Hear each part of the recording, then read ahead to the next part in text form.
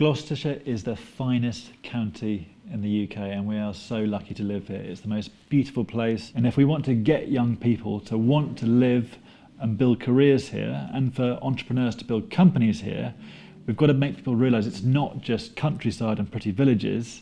It's actually a thriving business community where you can build and grow great businesses and have a fulfilling, fun life. So we're really going to have to change the way we're approaching this, but also make it an attractive place for people to come and live and work, so that young people, and that's anyone from the age of 18 to 35, 40, think this is a great place. And what we're trying to do at Rock the Cotswolds is champion all these different things that are going on in the area. One thing which isn't being considered here at all is the actual future.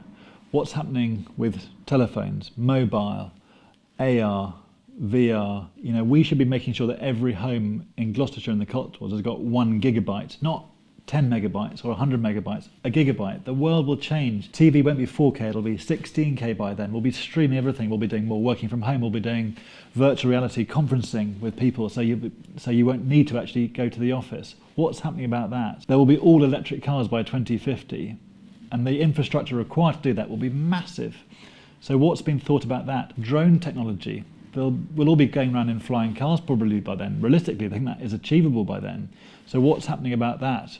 And thinking about delivery and all these future things which aren't really part of this plan. I think the challenge is the decision-making process. With all the councillors, the district council, the town councils, the county councils, how is this actually going to be done? Who is going to be making these decisions in the vested interest of 20, 30 years' time? Some of the projects like building a city, will that actually happen? Can that, it's hard enough to get some local people to agree to a few houses in a village or a town.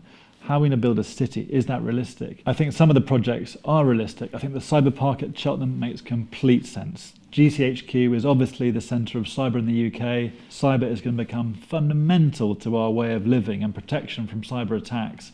And so making Cheltenham a hub for that and breeding that technology and intelligence fed from the university makes complete sense.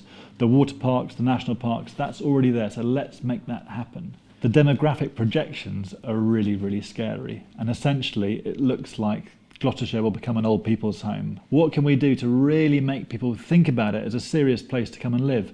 I personally would love an Angel of the North type thing. As you come down Blunsdon Hill from Swindon and you see the whole Cotswolds there, I want to see a massive Damien Hirst as you come over the hill, because even that can change the perception of a place, and from that a whole marketing campaign behind it. I think we're so lucky in Gloucestershire that we've got a bit of everything. I did 10 years in London, I got married and had kids, and I've now started a games company in Cirencester.